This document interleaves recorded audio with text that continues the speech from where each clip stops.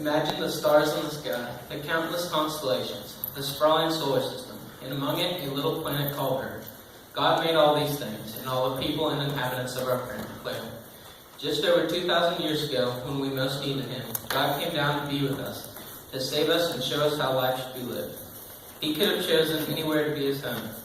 He could have built a palace for Himself that would have made the grandeur of the Roman Empire seem like nothing. But He didn't. God chose to send His Son to be born among the forgotten, the overlooked and the poorest. This is the story of how God came to be with us. The story opens with a young woman in her home, Mary. Unless you look a bit deeper, there is nothing particularly remarkable about Mary. She was from a town called Nazareth, and she was engaged to be married to Joseph. But to God, she was very important. So important that God sent down an angel from heaven with a message for her.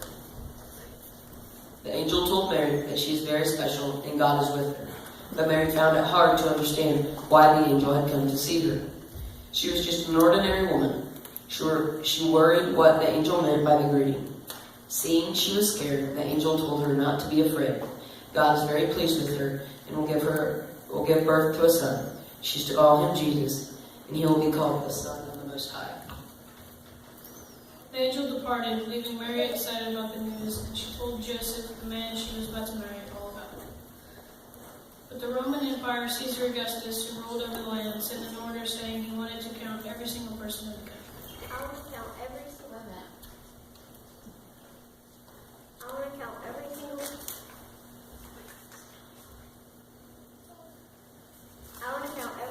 person in the country. So everyone, including Mary and Joseph, had to go back to their hometown to be registered. Joseph came from a faraway town called Bethlehem.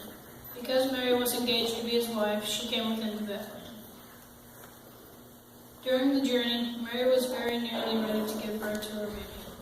Although tired and weary, Mary and Joseph traveled for many miles. They went from Nazareth in Galilee to Judea and then to Bethlehem.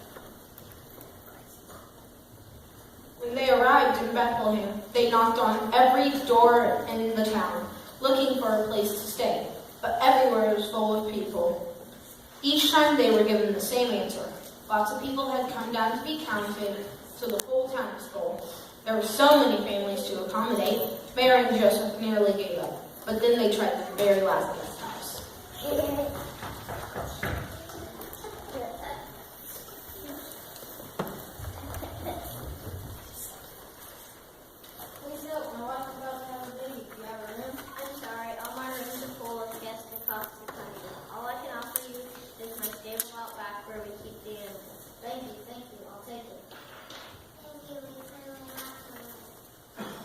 So Mary and Joseph went to stay in the stable.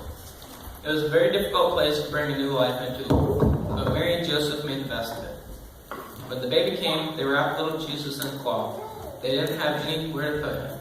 They placed the Son of God in a manger, a trough that's used to feed animals. I'm not sure this is what Mary was expecting. The angel said Jesus would be called the Son of the Most High. But as she looked at the sleeping baby in the manger, she knew that he was a precious gift.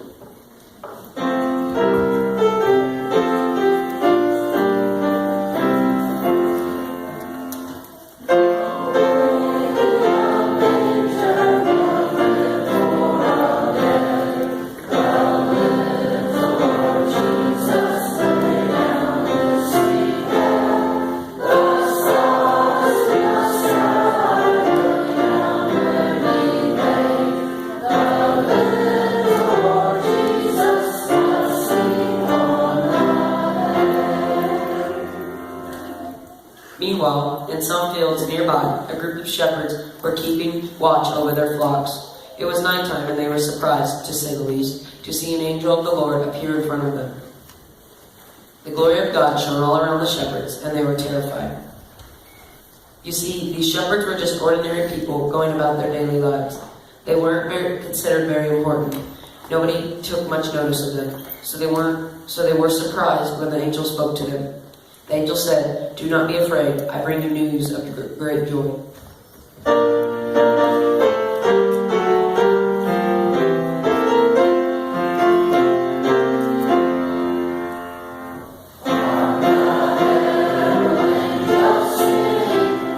Glory to the newborn King.